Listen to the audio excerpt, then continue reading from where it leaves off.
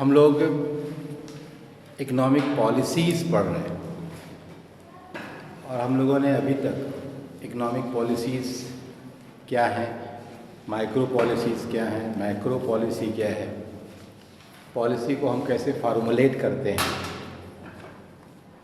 और इन्फ्लेशन को नियंत्रित करने के लिए हम किस नीति का प्रयोग करते हैं, यह सब कुछ पढ़ चुके हैं।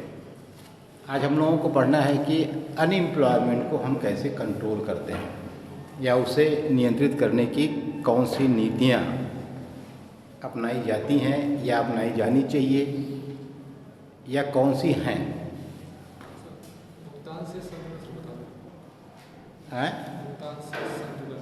भुगतान संतुलन, भुगतान balance of payment, balance of payment और बैलेंस ऑफ ट्रेड, दो कॉन्सेप्ट हम इकोनॉमिक्स में इस्तेमाल करते हैं। बैलेंस ऑफ ट्रेड अंतर्राष्ट्रीय व्यापार में जब हमारी दृश्य मदों के आयात और निर्यात के संतुलन की व्याख्या की जाती है तो उसे हम व्यापार संतुलन कहते हैं या उसे हम बैलेंस ऑफ ट्रेड कहते हैं। लेकिन जब अंतर्राष्ट्रीय व्यापार में दृश्य और अदृश्य, विजिबल या इनविजिबल, यानी वस्तुओं और सेवाओं, ऐसे आसानी से समझो कि वस्तुओं और सेवाओं दोनों के आयात और निर्यात के संतुलन की बात करते हैं, तब उसे हम बैलेंस ऑफ पेमेंट कहते हैं, भुगतान संतुलन कहते हैं। तो व्यापार संतुलन या भुगतान संतुलन दोनों में एक जगह हम केवल दृश्य मदों को सम्मिलित करते हैं, विजिबल आइटम्स को। भुगतान से संतुलन बैलेंस ऑफ पेमेंट ही है, ठीक है। बैलेंस ऑफ पेमेंट है तो बैलेंस ऑफ पेमेंट का मतलब सिर्फ है कि हमारा आयात और निर्यात की स्थिति कैसी है। अगर बैलेंस ऑफ पेमेंट बैलेंस्ड है या सरप्लस में है या डेफिसिट में है, तीन तरह का हो सकता है, या तो संतुलित होगा, या तो घाटे का होगा, या तो बचत का होगा। बचत का मतलब यह है कि हमारा value of export is greater than value of import. Equilibrium का मतलब value of export is equal to value of import. और डेफिसिट का मतलब, घाटे का मतलब है कि वैल्यू ऑफ एक्सपोर्ट हमारी कम है और वैल्यू ऑफ इंपोर्ट हमारा ज़्यादा है, यानी हम आयात ज़्यादा कर रहे हैं और निर्यात कम कर रहे हैं। तो हम लोगों को आज पॉलिसी फॉर कंट्रोलिंग अनएम्प्लॉयमेंट पढ़ना है, बेरोजगारी को नियंत्रित करने के उपाय पढ़ने हैं। हम लोगों को हर जगह सिर्फ पॉलिसी पढ़नी है जो उसे कंट्रोल करती है, बढ़ाती है, चेक करती है, उसको मैनेज करती है। इसका मतलब हमारा फोकस अनएम्प्लॉयमेंट पर नहीं है, ध्यान दीजिएगा। हम अनएम्प्लॉयमेंट क्या है, क्यों है, किसके कारण है, इस पर बहुत अध्ययन नहीं करेंगे। अध्ययन किस पर करेंगे कि इसको कैसे नियंत्रित किया जा सकता है। लेकिन फिर भी जब तक हम थोड़ा कुछ अनएम्प्लॉयमेंट के बारे में, उसके कारणों के बारे में नहीं पढ़ लेंगे, तब तक हमको समझने में थोड़ी दिक्कत होगी। तो अनएम्प्लॉयमेंट क्या है? अब देखो आज की जो स्थिति है, लगभग हम जब भी कोई बात कहते हैं तो आज़ादी से शुरू करते हैं। तो हम 47 में आज़ाद हुए, तो 47 से 2020 के अगर आप काल को देखें तो लगभग 70 साल आप मान सकते हैं ना, कि 70 साल अक्सर आप चर्चा भी सुनते हैं, 70 साल हुआ। तो 70 साल ही अगर हम मान लें तो 70 वर्षों के नियोजन के बाद भी संपूर्ण मानव शक्ति अप्रयुक्त है। सेंटेंस पर ध्यान दीजिएगा। जीवन स्तर को ऊंचा उठाने तथा देश की समृद्धि के लिए बेरोजगारी का हल अनिवार्य है। मैंने आपसे कहा कि हम बेरोजगारी पर फोकस नहीं कर रहे हैं, हम सीधे बेरोजगारी और उससे संबंधित समस्याएं, उसके निवारण की बात कर रहे हैं। कि हम इतने दिनों से प्लान्ड डेवलपमेंट का काम कर रहे हैं। हमने पहली पंचवर्षीय योजना से लेकर के 12वीं पंचवर्षीय योजना तक कंप्लीट किया है। इतने दिनों में हमने लगातार आर्थिक विकास के लिए निश्चित गोल सेट करके और उसे पाने का प्रयास किया, और उसके बावजूद भी आज तक बेरोजगारी को पूरी तरह से हम खत्म करने में समर्थ नहीं हो पाए। अर्थात जो मानव शक्ति है, जो मैन पावर है, वह आज भी पूरी एम्प्लॉयड नहीं है। और यह एक अपने आप में बड़ी समस्या है। क्यों? क्योंकि अगर आप काम पर नहीं हैं, सीधी सी बात है, बहुत सामान्य सी बात है। अगर आप काम पर नहीं हैं, इसका मतलब आप नुकसान कर रहे हैं, चाहे जिस तरह का नुकसान कर रहे हो। जरूरी नहीं है कि आप किसी का कुछ चुरा ही रहे हो। आप समय का नुकसान कर रहे हैं, आप जहाँ हैं वहाँ अनुत्पादक कार्य में लगे हैं, आप हो करके भी कुछ भी ऐड नहीं कर रहे हैं, तो ये सब भी क्या है, नुकसान ही है। तो यह और बेरोजगारी होती क्या है? बेरोजगारी वह दशा है जब शारीरिक और मानसिक रूप से स्वस्थ व्यक्ति को प्रचलित मजदूरी की दर पर कार्य नहीं मिलता है। ये ध्यान रखिएगा, प्रचलित मजदूरी की दर पर। इसका मतलब अगर 300 रुपये में काम उपलब्ध है और यही सरकार के द्वारा मिनिमम वेज निर्धारित है, इसके बाद भी आप नहीं काम कर रहे हैं, यह कह करके कि हम 300 में काम नहीं करेंगे, तो उसे बेरोजगार नहीं कहा जाएगा ना। बेरोजगार केवल वह तब माना जाएगा जब प्रचलित मजदूरी की दर पर काम उपलब्ध है, नहीं है और आप काम करने को तैयार हैं। बात समझ आई? तो अब नेचर ऑफ अनएम्प्लॉयमेंट, हमारे देश में बेरोजगारी कितने प्रकार की हो सकती है या है? पहले हम कहते हैं स्ट्रक्चरल अनएम्प्लॉयमेंट, संरचनात्मक बेरोजगारी।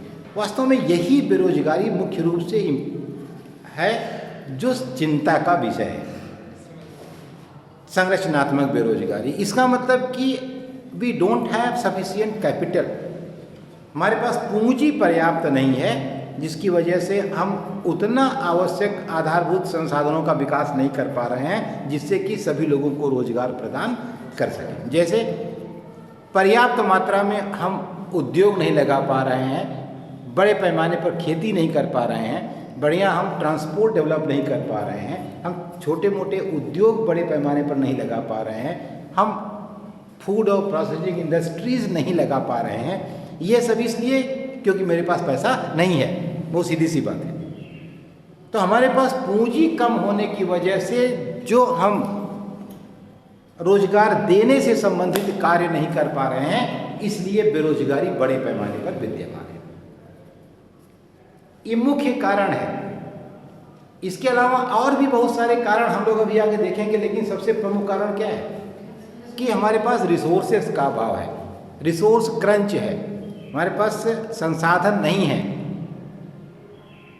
और ये कठिन इसलिए है कि इसको आसानी से बढ़ाया नहीं जा सकता।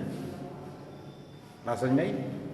दूसरा कारण है अंडर एम्प्लॉयमेंट। यह भी एक बेरोजगारी है कि आप काम पर लगे तो हैं, लेकिन आपकी पूरी क्षमता का प्रयोग नहीं हो रहा है। जैसे आप 4 घंटे 6 घंटे ही काम कर रहे हैं, जबकि 8 घंटे काम कर सकते हैं, तब भी आप अपने को क्या समझेंगे कि आप बेरोजगार हैं। एक ओपन अनएम्प्लॉयमेंट, ये उसी तरह का है, स्ट्रक्चरल टाइप का ही है कि नो एम्प्लॉयमेंट अपॉर्चुनिटी, अवसर ही बाजार में नहीं है कि आपको रोजगार प्राप्त हो। जैसे इस समय कोरोना काल में आप देखें, एक तो पहले से ही हमारे ऊपर बहुत विपत्ति थी। अब ईमानदारी से देखें तो हमारे पास वैसे भी रोजगार के अवसर बहुत कम थे, ऊपर से इस कोविड-19 की वजह से बहुत सारी रोजगार के अवसर समाप्त हो गए। पहले भी कम थे और जो थे उनमें भी बहुत सारे लोग बेरोजगार हो गए। तो बेरोजगारी इस समय अपने चरम पर है। आज की डेट में अगर हम अनएम्प्लॉयमेंट को बिल्कुल एकदम प्रैक्टिकल रूप में देखें तो इसमें बेरोजगारी कैसी है, अभी आपको हम डेटा बताएंगे कि कितना खतरनाक है। ठीक है। इसके अलावा सीजनल अनएम्प्लॉयमेंट, मौसमी बेरोजगारी। वास्तव में कृषि को अगर आप देखें तो जो लोग खेती करते हैं और पूरे साल खेती पर ही काम करते हैं, उनको आप देखें तो वो रबी, खरीफ या जायद की कुछ फसलों में कुछ दिनों का काम उनको मिलता है। इसके बाद पूरे साल वो क्या रहते हैं, खाली रहते हैं, या फिर कहने के लिए काम है, कभी 1 घंटे कभी 2 घंटे अनायास कभी खेत में चले गए लौट आए, इसे काम थोड़े कहते हैं। तो यह मौसमी बेरोजगारी है कि कुछ सीजन में एकदम बेकार हो जाते हैं और कुछ सीजन में केवल काम उनको मिलता है। ज़्यादातर कृषि में देखने को मिलता है। एजुकेटेड अनएम्प्लॉयमेंट, अब ये अपने आप में सबसे बड़ी समस्या किसकी है? Educated unemployment. आप लोग कैसे अपने को एजुकेटेड मानते हैं कि नहीं? कहीं घबरा रहे हो हाँ नहीं कहने में? हैं? अब देखो ये बहुत बड़ा प्रश्न है कि एजुकेटेड अनएम्प्लॉयमेंट का मतलब ये है कि एक सैम पित्रोदा की रिपोर्ट इसके पहले आई थी हायर एजुकेशन में कुछ दिन पहले। उन्होंने कहा था कि हायर एजुकेशन में इवन टेक्निकल इंस्टीट्यूशंस में भी केवल बीए एमए करने वाले लोग नहीं, एमबीए और बीटेक करने वाले, ये बहुत बड़ी परसेंटेज छात्रों की ऐसी है जो नौकरी के लायक ही नहीं है। सुनने में थोड़ा खराब लगता है, आपको लगेगा कि मेरी योग्यता पर प्रश्न चिन्ह लगाया जा रहा है, लेकिन इसमें दोष आपका नहीं है, यह एग्जिस्टिंग मॉडल का दोष है, सिस्टम का दोष है, व्यवस्था का दोष है, नियमों का दोष है कि आपको जिस रूप में जैसा पढ़ाया जा रहा है वह पढ़ करके आप समय और परिस्थिति के अनुकूल किसी भी रोजगार के लिए उपयुक्त नहीं सिद्ध होते हैं। यानी आप में जो स्किल होना चाहिए, आप में जो योग्यता होनी चाहिए, आप में जो विषय का ज्ञान होना चाहिए, विषय के जिस विषय वस्तु का ज्ञान, इकोनॉमिक्स पढ़ने से काम नहीं चलता। इकोनॉमिक्स में वह पढ़ने से काम चलेगा जिसकी आज बाजार में उपयोगिता है। अगर आपका सिलेबस 50 साल पुराना है, जो आप पढ़ रहे हैं, अगर इसका वर्तमान से कुछ भी लेना देना नहीं है, जो आज आप पढ़ रहे हैं उसका भी मतलब नहीं है, क्योंकि नौकरी तो आप 3 साल के बाद मांगने जाएंगे ना। इसका मतलब कि आपका जो सिलेबस कैसा होना चाहिए, आज जो हो वह अगले 5 साल को फोकस करे कि अगर 5 साल में किसी भी तरह का परिवर्तन होगा तो हमारा विद्यार्थी उस समय के लिए अप टू डेट रहेगा। क्या इतनी दूरदृष्टि के साथ, क्या इतना सोच समझ करके, क्या इतनी ईमानदारी से, क्या इतने डेडिकेशन से शिक्षा संस्थाओं में या शिक्षा की व्यवस्था में या शिक्षकों द्वारा प्रयास किया जा रहा है। और अगर नहीं किया जा रहा है तो विद्यार्थी इतना खराब है, इसमें केवल विद्यार्थी का दोष नहीं है, 70% सिस्टम का दोष है। विद्यार्थी का दोष कितना है? 30%। आप उल्टा नहीं कह सकते कि 70% विद्यार्थी का दोष है और अध्यापक का दोष कितना है? 30%। क्योंकि ये मेरा दायित्व है कि हम आपको समय के अनुसार तैयार करें। आपको नहीं पता है कि क्या है, ये जिम्मेदारी मुझे सौंपी गई है, तो मुझे आपके हित को ध्यान में रख करके आपकी भविष्य के लिए आवश्यक कौन सा सिलेबस है या कौन सी ऐसी विशेष योग्यता जिसकी ज़रूरत 5 साल बाद पड़ेगी। जैसे आज अगर आप देखें जिस तरह से डिजिटल पूरी दुनिया हो रही है, यहाँ तक कि आर्टिफिशियल इंटेलिजेंस तक का ज़माना आ गया है, ऐसे में अगले 5 साल के बाद क्या उस व्यक्ति का कोई रोल है जिसको कंप्यूटर नहीं आता है? और अगर रोल नहीं है तो आपको कंप्यूटर क्यों नहीं आ रहा है भाई? फिर क्यों आप हाथ से लिखते हैं? आपको कंप्यूटर पर लिखने क्यों नहीं आता है? आर्टिफिशियल इंटेलिजेंस का मतलब है कि आदमी की जगह रोबोट बना दो, वही खाना बनाए, खाना परोसे। फिर तुम्हारी क्या जरूरत है ना? जैसे अगर आपका सारा काम कोई एक मशीन करने लगेगी तो आपकी क्या जरूरत है? आर्टिफिशियल इंटेलिजेंस विज्ञान के लिए बहुत बड़ी उपलब्धि हो सकती है, लेकिन मानवता के लिए बहुत बड़ा चैलेंज भी है। इसको बहुत हल्के में लेने की जरूरत नहीं है। ठीक है,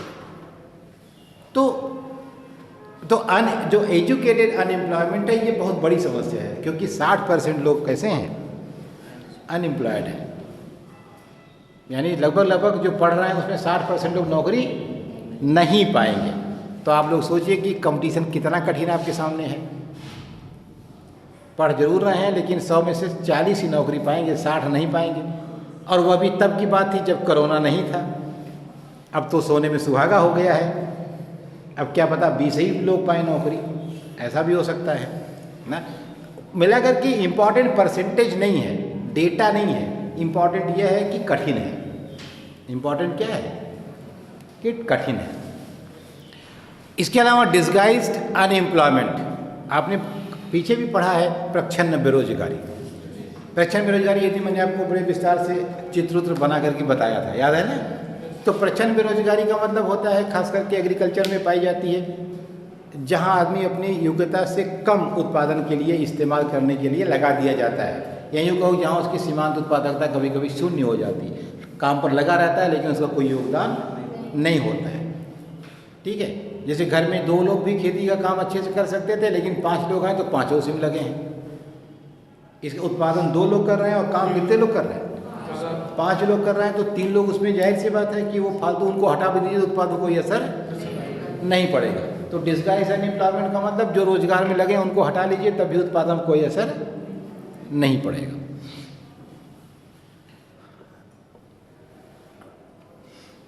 और नरगसे ने कहा कि जो घने रूप से बसी हुई आबादी है उसमें 25 से 33% लोग ऐसे ही हैं, प्रच्छन्न रूप से बेरोजगार हैं। आप लोगों ने ग्रोथ में पढ़ा होगा नरगसे का असीमित श्रम शक्ति की पूर्ति का सिद्धांत पढ़ा है, तो अनलिमिटेड सप्लाई ऑफ लेबर का।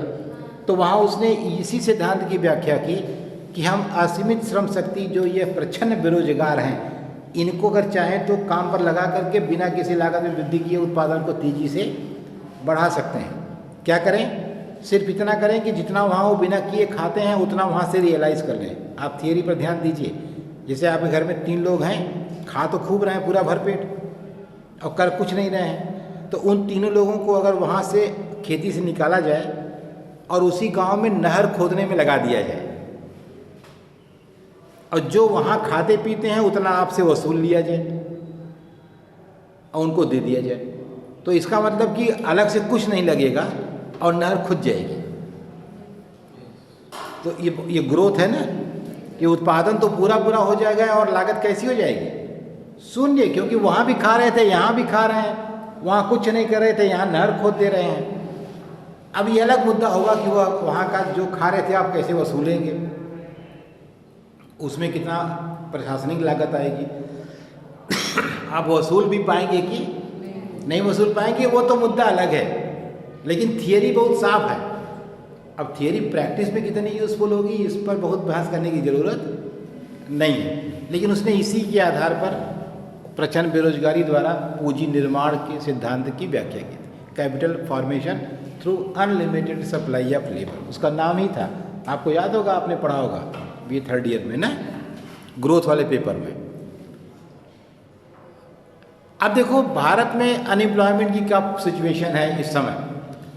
श्रम मंत्रालय ने 2017-18 में बेरोजगारी की दर को 6.1% घोषित किया। हालांकि यह बहुत ऑथेंटिक डेटा नहीं है, क्योंकि बाद में नीति आयोग ने कह दिया कि ये ड्राफ्ट था, फाइनल नहीं था और ये गलती से लीक हो गया है, सही नहीं है। खैर उस पर बहुत जाने की जरूरत नहीं है कि सही है गलत है, लेकिन एक रफ डेटा आपके पास है कि बेरोजगारी की दर कितनी थी 17-18 में, 6.1%। और उसी समय ये कह दिया गया था कि यह जो बेरोजगारी की दर है ये सन 72-73 से आज तक, यानी पिछले 45-46 सालों में इतनी बेरोजगारी कभी नहीं थी। ठीक, इसका मतलब कि बेरोजगारी मैक्सिमम थी 17-18 में। अभी कोरोना शामिल नहीं है, ध्यान दीजिएगा। कोरोना 19 में आया है दिसंबर में। कोरोना का कार्यकाल कब शुरू हुआ? तो ये जो बेरोजगारी है इसको आप कोरोना से नहीं जोड़ सकते। इसका मतलब हमारी जो खुद की विकास से संबंधित नीतियां हैं, हमारी जो इंफ्रास्ट्रक्चरल फैसिलिटीज़ हैं, हमारी जो औद्योगिक सुविधाएं हैं, हमारे जो नियम कानून हैं, उनका ही असर इतना हो चुका था कि बेरोजगारी क्या हो गई थी, 45 साल में सबसे अधिक हो चुकी थी। ठीक है, तो और ये माना जाता है कि 4% से अधिक मजदूर बेरोजगारी नहीं होनी चाहिए। ऐसा कभी नहीं होगा कि सबको रोजगार मिल जाए, ध्यान दीजिएगा, ये तो संभव ही नहीं है कि सबको रोजगार मिल जाए। कुछ लोग तो अपने मन से ही बेरोजगार रहेंगे, चाहे रोजगार कितना भी मिले वो काम नहीं करते हैं तो नहीं करेंगे, सीधी सी बात है। जैसे आपके घर में भी अगर बहुत होंगे, 3-4 भाई बहन होंगे, तो एक आध भाई ऐसा होगा कि जिसको आप कहते होंगे छोड़िए वो तो नहीं करेगा। एक आध लोग ग्रांटेड रहते हैं, एक आध लोग ग्रांटेड रहते हैं कि वो तो नहीं करेंगे, वो नेचर की बात है। ठीक है, ये centre for monitoring Indian economy ने अप्रैल 2020 में एक डेटा जारी किया जिसमें बताया कि शहरी जो बेरोजगारी है वो 8.9% है और ग्रामीण बेरोजगारी 8.3% है। अनुमान ही है। सर्वाधिक बेरोजगारी त्रिपुरा में 27% लोग बेरोजगार हैं ना, ये डेटा थोड़ा याद रखना ठीक रहेगा। सबसे कम तमिलनाडु में 1.1% लोग बेरोजगार हैं, यानी सबसे कम बेरोजगार कहाँ है? तमिलनाडु में 1.1% हुआ। नेशनल सैंपल सर्वे ऑर्गेनाइजेशन ने 11-12 में ये बताया कि जो कुल श्रम बल है वो 472.5 मिलियन था और 17-18 में 457 मिलियन हो गया। इसका मतलब कि कार्य करने वालों का जो अनुपात था वो घट गया बढ़ने के बजाय। ठीक है, पिछले 6 वर्षों में 37 मिलियन श्रमिकों ने कृषि छोड़ दी। ये सब डेटा बड़ा खतरनाक है, देखिए ध्यान से। तो इतने बड़े पैमाने में 37 मिलियन लोगों ने कृषि छोड़ दी, खेती छोड़ दी। इसका मतलब क्या हुआ? इसका मतलब कि उनको उनका सर्वाइवल खेती में होता दिखाई नहीं पड़ रहा है। और खेती छोड़ना कई तरह से खतरनाक है। देखिए हिंदुस्तान में एक चीज़ आप जान लीजिए कि कृषि, मैं बार बार कहता हूँ कि हिंदुस्तान में एग्रीकल्चर वास्तव में ये हमारी बेसिक कल्चर है। ये वास्तव में व्यवसाय नहीं है, ये हमारा संस्कार है, ये हमारे जीने का आधार है। और सबसे बड़ी बात है कि हर आदमी आप देखें तो उसको व्यवसाय कम और उससे अपनी पैतृक संपत्ति से लगाव और बाप दादा की उससे जो भावनाएं जुड़ी हैं उससे लेकर जोड़ता है। तो कृषि हमारे लिए एक तरह से पूज्य है, वो हमारे लिए व्यवसाय या धंधा नहीं बन पाती है। इसीलिए वहाँ रह कर के लोग आपस में, अभी कृषि में यह बात कभी नहीं आती कि घर में 10 लोग हैं, 2 लोग काम नहीं करते तो कोई कहते कि आपने कुछ नहीं किया है तो खाना आप नहीं खाएंगे ना। हमारे उसी कृषि में ये संस्कार है कि सबका हिस्सा है। आप ध्यान दीजिए तो खेती हमारे यहाँ कभी भी उद्योग धंधा नहीं थी। और आप अगर कल्चर देखें हमारी, तो हम खेती में क्या करते हैं, फसल को 3-4 इंच ऊपर से काटते हैं। इसका मतलब फसल के नीचे का हिस्सा हम ज़मीन को वापस कर देते हैं। क्या करते हैं, जिससे लेते हैं उसको दे देते हैं, भाई तुम भी, तुम्हारे लिए खाद बीज पानी बने, तुम्हारा भी काम चलता रहे ना। इसके बाद हम क्या करते हैं, बीज का पोर्शन जो है जानवरों को खिला देते हैं। भूसा वूसा बनता है, किससे बनता है? बीज के पोर्शन से। यानी ज़मीन का भी हिस्सा है, जानवर का भी हिस्सा है। इसके बाद जो ऊपर जब अनाज मिल जाता है तो आप ध्यान दीजिए कि जो पहला खाना बनता है तो हमारे घरों में पहली रोटी निकाल दी जाती है, गाय को खिलाई जाएगी ना, और अंतिम रख दिया जाता है, कुत्ते को खिलाया जाएगा। इसका मतलब हम खाना तो खा ही नहीं रहे हैं। आप ध्यान से देखें तो हम तो पूजा पाठ कर रहे हैं। हम क्या कर रहे हैं? पूजा पाठ। ये वास्तव में बिल्कुल ही, इसको आप मत समझिए कि हम बड़े ट्रेडिशनल हैं, बहुत दकियानूसी हैं, बहुत परंपरागत हैं, कुछ नहीं। यह हमारा वह संस्कार है जो हमें सबको साथ ले करके जीने और चलने की बात सिखाता है। ये सिखाता ही नहीं कि हम अकेले खा करके 2 कुंटल हो जाएं और बाकी लोग भूख से मर जाएं ना। तो हमारी संस्कृति सहयोग की थी, हमारी संस्कृति बांट कर खाने की थी। हमारे पास कितना भी छोटा हो, हमारे यहाँ सबसे पहले घर का बुजुर्ग ही खाता है ना, चाहे वो कुछ करे चाहे ना करे। तो एक कृषि हमारी संस्कृति का पोषक है। तो इसलिए कृषि को बहुत महत्व देने की ज़रूरत है। हिंदुस्तान में 2 संस्था नहीं मरनी चाहिए, एक विवाह यानी परिवार और दूसरा खेती, क्योंकि ये दोनों अपने आप में ये जादुई संस्थाएं हैं। परिवार की वजह से ही हम अपने देश में सामाजिक कल्याण पर बहुत कम पैसा खर्च करते हैं। अमेरिका से, यूरोप से तुलना करिए तो उसका 100वां हिस्सा भी नहीं खर्च करते हैं। लेकिन हमारे देश में बच्चे और बुजुर्ग जितने सुरक्षित और जितने प्यार और सम्मान से जीते हैं, पूरी दुनिया में कहीं नहीं जीते हैं। उसका सिर्फ कारण क्या है? परिवार है। हमारे घर में हमारे दादाजी की सेवा हमारे नाती पोते प्यार से ही इतना कर देते हैं कि उतना 10,000 रुपया रोज देकर नर्स नहीं कर सकती है। और विदेशों में उतना खर्च करके नर्स को रखते हैं आप, तब भी वो सेवा नहीं पाते। तो हमारे यहाँ ओल्ड एज होम बहुत नहीं है। हमारे यहाँ माँ बाप दादा दादी उपेक्षित नहीं, हम एक्सेप्शन है, ऐसा नहीं कह रहे हैं कि कोई नहीं उपेक्षित है, एक्सेप्शन हर जगह होता है। लेकिन फिर भी अगर 100 घरों का सर्वे करेंगे तो हो सकता है 1-2 घरों में मिले आपको कि माँ बाप या दादा दादी उपेक्षित हैं। लेकिन 90 घरों में अगर अच्छे से हैं तो क्या माना जाएगा कि अच्छा ही ना है भाई। तो 2-4-6 में नहीं है तो उनको तो सुधारा भी जा सकता है। अपवाद हर जगह होते हैं भाई, ऐसा थोड़ा है कि कोई दुष्ट नहीं है, दुष्ट तो कोई न कोई होगा ही। लेकिन ज़्यादातर लोग अगर अच्छे हैं तो हम उसको अच्छा ही ना मानेंगे। तो ये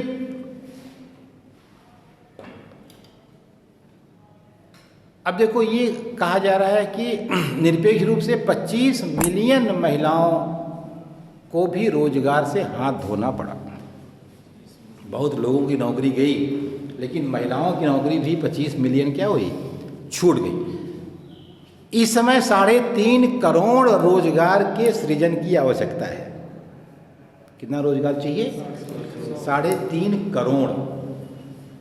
ठीक है, जैसा हमारी सरकार ने कहा था कि हम 2 करोड़ हर साल सृजित करेंगे, तो ठीक था। अगर किए होते या हो गया होता तो शायद स्थिति बहुत अलग होती, लेकिन कुछ परिस्थितियां भी बिगड़ती गई। आप होता क्या, किसी को दोष नहीं दे सकते हैं। कभी कभी जैसे कुछ काम, कोई भी पॉलिसी जब हम बनाते हैं, आप पॉलिसी ही पढ़ रहे हैं, जब कोई पॉलिसी आप बनाते हैं तो आपके दिमाग में एक प्रोजेक्टेड उद्देश्य होता है कि you have to address this particular issue by using this particular policy. जैसे हमने 16 में नोटबंदी की, तो नोटबंदी करते समय हमारे दिमाग में था कि अगर हम नोट बंद कर देंगे तो लोगों के पास जो फालतू पैसा स्टोर है ब्लैक मनी के रूप में, वो ख़त्म हो जाएगा, या उस पैसे से जो लोग गलत इस्तेमाल कर रहे हैं, आतंकवाद को फंड कर रहे हैं या गलत काम कर रहे हैं, उसको नहीं कर पाएंगे। और उससे सारी अच्छी बात सोच करके हमने नोट बंद कर दी। अब लेकिन अगर उसका परिणाम अच्छा नहीं हुआ, इन केस मान लीजिए, तो ऐसा नहीं कि उसको लागू करने वाला व्यक्ति अपराधी है या उसको लागू करने वाला व्यक्ति दोषी है। भाई किसी को भी एग्जैक्ट ये कैसे अनुमान लग सकता है कि जो आप सोच रहे हैं वही होगा। तो पॉलिसी जो सोच कर बनाई जाती है उस पर कितना खरी उतरती है यह तो समय बताएगा, परिस्थितियां बताएंगी। आप उसको बिल्कुल विजुअलाइज नहीं कर सकते कि यही होगा। ठीक है, इसीलिए पॉलिसी हमेशा प्रोजेक्टेड टारगेट को फोकस करती है, और यदि अन्य बातें समान रहीं तो वो उद्देश्य आपको प्राप्त हो जाते हैं। लेकिन आप जानते हैं इकोनॉमिक्स में कि अन्य बातें समान नहीं रह पाती हैं। ठीक है, और यही कारण हुआ कि नोटबंदी का असर अर्थव्यवस्था पर अच्छा नहीं हुआ। जो अर्थव्यवस्था बहुत तेजी में थी वह रुक तो गई, लेकिन जिन बुराइयों को फोकस करने के लिए हमने उसे बंद किया था वो बुराइयां भी फोकस नहीं हुई। अर्थव्यवस्था में स्टॉप लग गया फट से।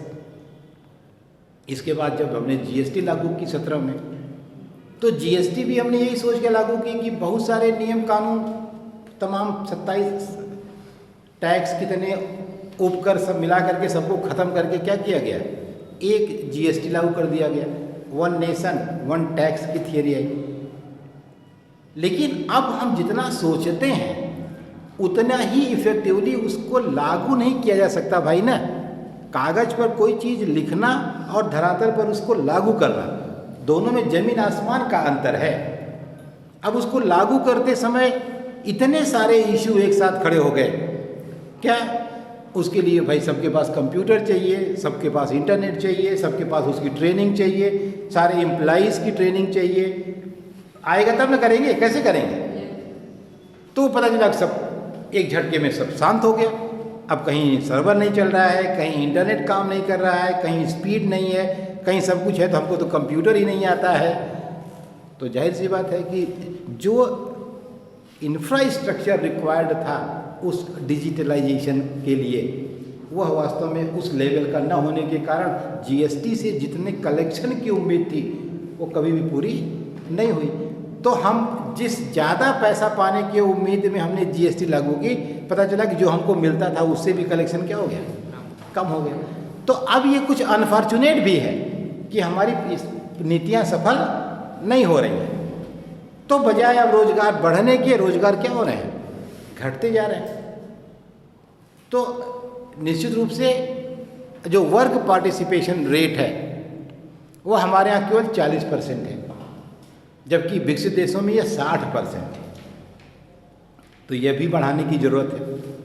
ठीक है, कि काम में लोग लगे भाई, पहले तो लगते ही नहीं काम में। ठीक है, तो ये कुछ सामान्य सी बातें हैं जिनसे हम बेरोजगारी को फोकस करते हैं। अब इसके बाद बेरोजगारी को दूर करने के लिए किन किन उपायों को किया गया, जब से हम आज़ाद हुए तब से लेकर के आज तक किन किन नीतियों की घोषणा की गई और उनकी कितनी प्रभावशीलता रही। ये तो पक्का है कि कोई प्रभावशीलता नहीं रही, क्योंकि अगर ये बेरोजगारी का आलम है तो ये कहना बेकार है कि हमने जो नीतियाँ अपनाई उनका कोई लाभदायक परिणाम भी था। लेकिन फिर भी नीतियाँ कौन कौन सी थी उनको जानना आपके लिए ज़रूरी है।